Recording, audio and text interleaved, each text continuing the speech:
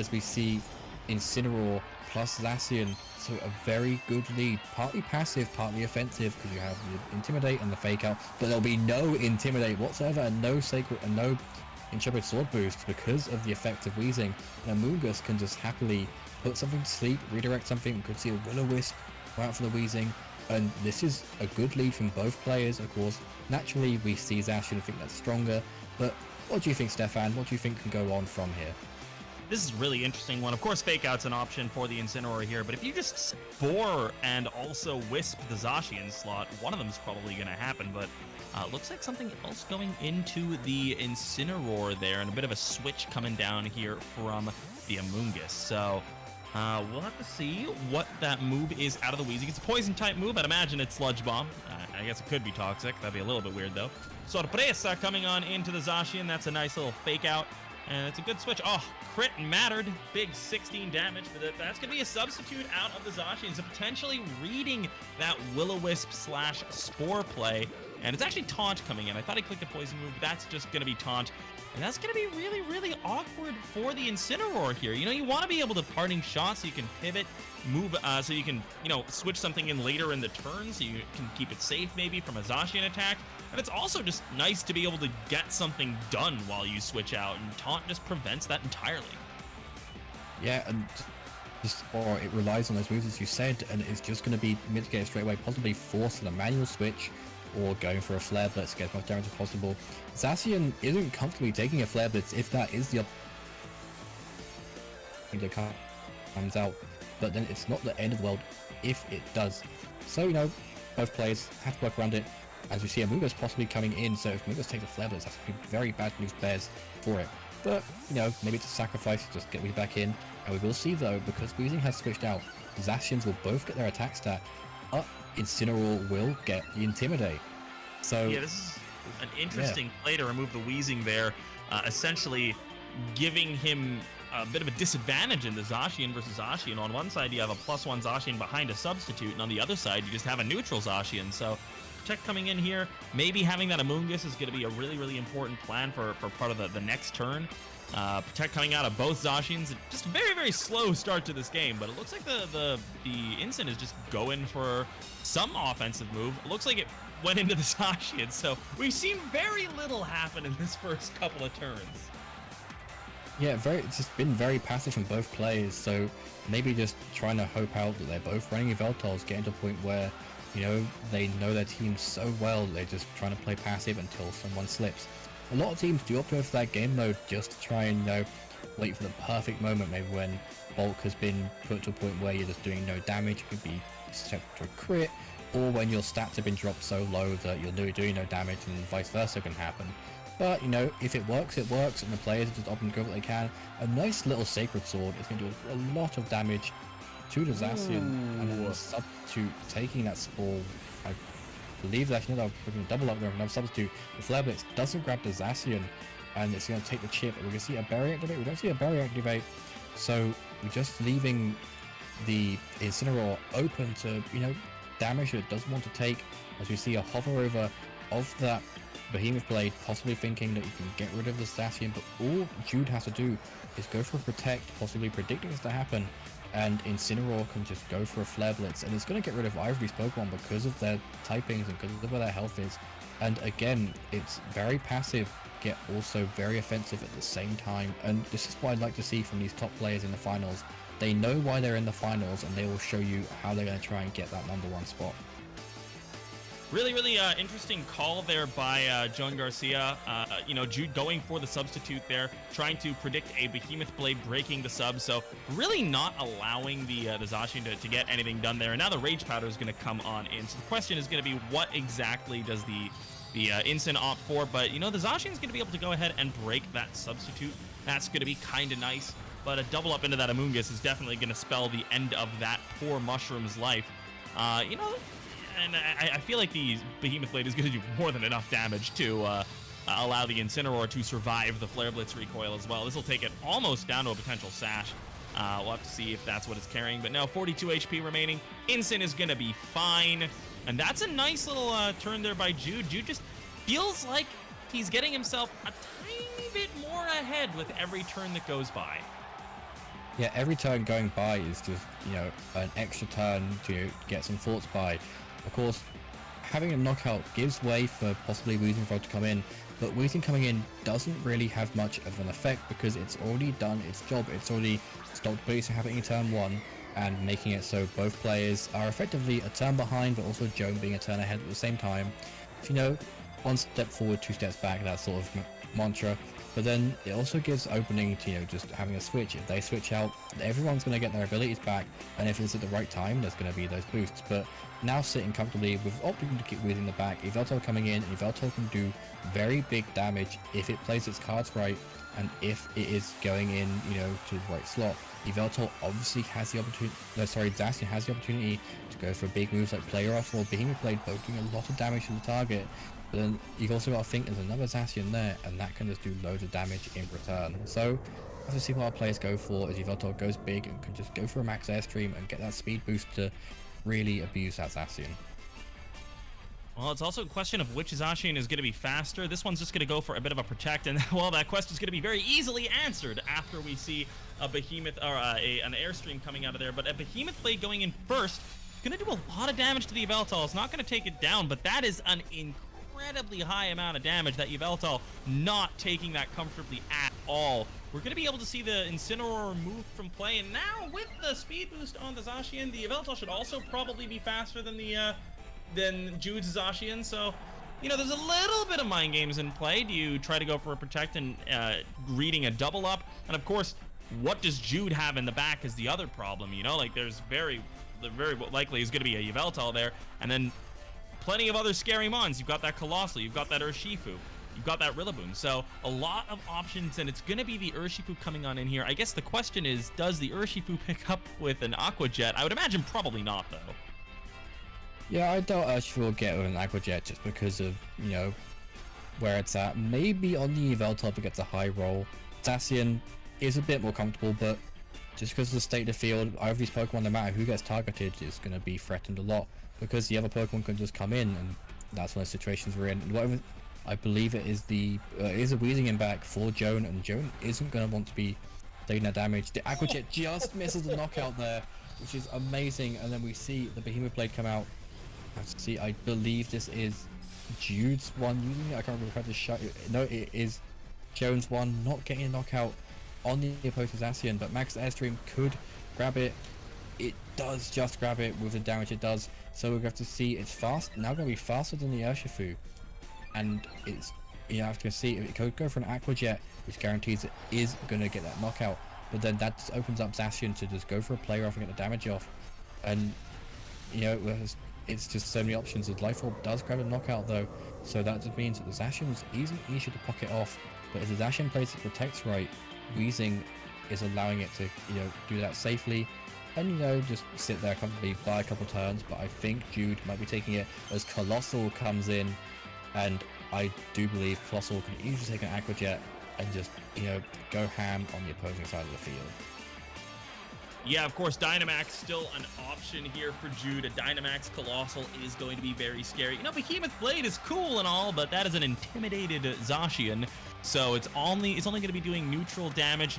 Between both of these options, it's going to be really, really difficult for Joan to get out of this situation. Yeah, it's going to be super difficult for Joan to get around it. It's the Dynamax, the Gigantamax even, does go off, so that Aqua Jet is doing even less, so rolls can't be calculated, and it's going to be doing even more damage in return with that speed boost, with that weakness policy boost, and we're just going to see Colossal do what it does best and what it's been known for ever since it came up onto the market for Pokemon teams. The Aqua Jet though going into the Protect, so just try and play things safe, and I believe there's a Will-O-Wisp coming out, going into the Urshifu, which could actually be beneficial to Jude, doing even less damage to the Colossal when it attacking itself if it needs to. So Max Rockfall comes out and goes into the Weezing. Weezing is taking a large chunk from that, but not getting the knockout. But no, sorry, the Volcalif. I'm getting my animations mixed up there. So the Weezing not getting knocked out, but is threatened by his chip damage, which means an Aqua Jet could definitely grab the knockout on his Zacian most likely. And all we have to see is just some nice attacks going out, and Jude is a step closer to that trophy as we see the forfeit coming out from Joan Garcia, preserving information where they can and going straight for this game 2. but giving Jude that sweet, sweet taste of what victory could be and taking home that cash prize and the title of the champion of the road to Columbus. As we see a Incineroar, and not even Incineroar, sorry, I saw the tag there, gotta catch up on my Japanese and Spanish. We see Yveltal and Zacian coming in front of Zacian and Rillaboom. So on paper, again, Jude has taken the great lead. Zacian can take a big chunk out of Zacian. Yveltal can take a big chunk out of Rillaboom. We see a double up into Rillaboom to guarantee it's gone, and that's Grassy Train gone, Grassy Glide Threat's gone. But at the same time, we could see a double up into the Zacian. Go to Zacian, because what is Rillaboom going to do to these two Pokemon in a flying type and a very strong, often somewhat bulky Steel type? It's an interesting one. I mean, Joan has some pretty neat plays he could go for himself. You know, fake out the Zacian and just Behemoth Blade the Yveltal is a pretty solid play. But opting instead to preserve that Rillaboom, we do see, I think, that it's a Miracle Seed Rillaboom, which means that it's going to be very, very dead to a max Airstream. Wheezing coming on in is an interesting play here as well. You know, it's going to turn off the Dark Aura, but of course the Intrepid Sword boosts are already on the field, so you know both of the Zacians will remain at +1. It's pretty neat if he has the faster Zacian to potentially switch out the Wheezing, get the +2 and get the 1-hit KO, but after an Airstream, that's not going to be a possibility at all. Yveltal going big. I do think we saw a Behemoth Blade into that slot though, so it's going to take quite a lot of damage. It's going to take quite a lot of damage, you know, from that Behemoth Blade, you know, being doubled unlike a playoff would be. So I'm going to see if it is invested to take the hit from this. It goes in and it does do a massive chunk there. And that just leaves, you know, a possible Sludge Bomb to put even more damage on. The Substitute coming out, just making sure that Zacian is a bit more comfortable in front of his Pokemon, not taking any Will-O-Wisps. As the Max Airstream comes out, possibly if that Wheezing. Wheezing just about takes it. You know, the Dark move might have grabbed it because of the Dark Aura boosts. But, you know, just playing it comfortable to be faster than the opposing Zacian for the next couple of turns. And you know, that is possibly a step ahead in the right direction for Jude. You know, you're going to be outspeeding the Zacian, so you can take out the Wheezing, which you're going to get your boost back, and you can possibly take out the Zacian as well with a double up, which means it's going to be gone, and Wheezing is just sitting duck at that point. What's it doing to these Pokemon if it's going to be taken out the next turn? So a very big play there to see how Joan adapts to this and how Jude, you know, takes advantage of this. Well, first thing we're going to be seeing is this Taya Supremo. The big Behemoth Blade coming on in, and a double up into this Zacian is going to spell the end of it. Now, you have to respect the possibility that your opponent could read the Protect, which is something that needs to be, oh, that's actually giant. So, we're going to be seeing the Airstream into the Wheezing. Yveltal's going to go down. +2 on both Zacians now. But the issue is, you've got a +2 Zacian with 2 speed boosts behind a Substitute for Jude. And that's going to be not very fun to deal with if you're Joan Garcia. It is something that isn't going to be fun to deal with, and yeah, but it depends on what we see coming out as the Behemoth Blade goes into the Zacian. But it's going to be at +2 speed, as you said, and +2 attack, and that just sounds like a Zacian no one wants to mess with. And I think that could just be Jude taking the game ahead straight away, exploiting that Joan has to have that Wheezing at some point coming in and going out again, and the amount of times it can do that in a game will change what the attack stat is. And looking at what is in the back here for Joan, I don't see anything that can really take on the field. Yveltal can go down to a +2 play rough, or even Behemoth Blade easily. Rillaboom, you know, is definitely not what to take these max Airstreams or anything. So Jude has that, you know, hypothetical foot ahead, but anything can happen. Crits, misses, damage rolls, you name it. So both players having to play to that out, but Jude looking like they have the game set and match just at the grasp of their fingertips if they can just play it right. Yeah, this is going to be really, really, really rough for Joan. At this point, the Zacian should one-hit KO everything. The Protect there is going to protect against a potential Fake Out there, which is really, really nice. And Airstream here, of course, won't pick up the Rillaboom either with the Protect, but Fake Out pressure is a thing of the past. So Joan needs to find a way to remove this Zacian, and I don't really know if there is one, because you max the Yveltal, it's gonna go down. Like, there's nothing you can do about that. The other Zacian is way faster. It's +2. That's a one-hit KO. You max the Rillaboom. That's a one-hit KO. the opposing Zacian is two speed levels slower. That's a one-hit KO from here. So Joan is going to need to pull something incredible out to actually make this work. And I think this might even be a case of hoping that Jude gets a little bit of Joy-Con drift that might be able to get him out of this. But other than that, I don't know what he can possibly do to get out of this position. I don't think there is anything besides like Lady Luck or, you know, the misfortunate events of hardware or software issues that could happen. You know, commentators, cars who don't want to wish that on the players, but you know, sometimes you just gotta have a little bit of a soft spot for the players in the back foot, as you see that Joan is hovering over all the buttons on their attack screen. You know, a +3 speed, you know, isn't the scariest thing that they around, but it's still +3 speed.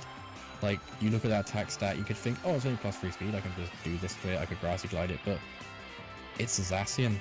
It's not going to take much from that, as they're really being hesitant to find where they go. They can't even go big because of how scary Behemoth Blade is, and, you know, of course, I'm just lost for words of, like, every game state that could happen, but Jude just showing how you can take advantage of your own opponent's speed, you know, speed control and attack control.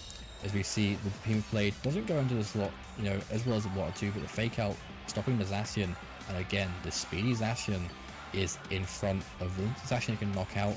Even if not, stopping out Rillaboom, and Incineroar can just flare blitz in that slot and just make it even easier and sweeter for Jude to see that trophy. Yeah, this is going to be, well, I mean, that was an interesting turn. You know, you go for the double protect on the Rillaboom. The Zacian hasn't protected yet, so it's the more important piece. It's the more obvious protect. So, you know, Jude goes into the double protect. That's something. But I think at this point, what Joan is playing for is he's just trying to think to himself, you know what?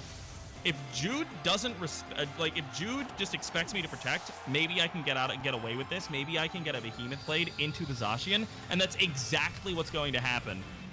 But this is something that Jude could have very easily covered for with Flare Blitz, and because of the Intimidate, it's not +2 anymore, so it's not one-shotting the opposing Zacian. No crit to bail Joan out there. There's the Flare Blitz, and now, well, Yveltal's gonna have a bad time.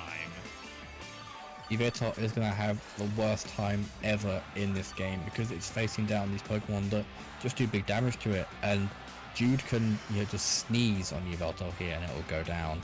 You know, they can have a bit of fun, maybe switch out. They can't go for the 4-0, I don't believe, so that, yeah, because Yveltal is gone, so they can't go for the 4-0, but they can, you know, be a bit gingerly about it. They can go here everywhere, but we just see the run come out. So with that being said and done, Jude Lee takes a 2-0 in the finals with a somewhat unconventional team and will be your champion for this run of the Victory Road tournaments, and that being the Road to Columbus. And they will be getting the prize money, which could help them go towards the NAIC in Columbus. And it's just a great game, if I say so myself.